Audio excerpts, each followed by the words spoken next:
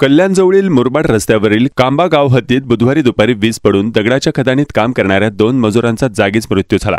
या कामगारांना तातडीने उल्हासनगर येथील मध्यवर्ती रुग्णालयात उपचारासाठी नेण्यात आलं। तेथे डॉक्टरांनी त्यांना मृत घोषित केला।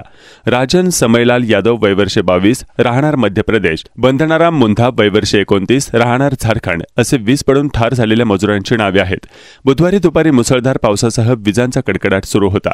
या कालावधीत राजन आणि बंधनाराम हे मजूर कांबा येथील दगडखाणीत खोदकाम संयंत्रणाने खडकाला छिद्र पाडून त्यामध्ये विस्फोटके भरून खडकाच्या स्फोटाच्या सहाय्याने तुकडे करण्याच्या कामात व्यग्र होते। या खदानीच्या बाजूला एकसंध खडक फोडण्यासाठी लागणारे विस्फोटके होते।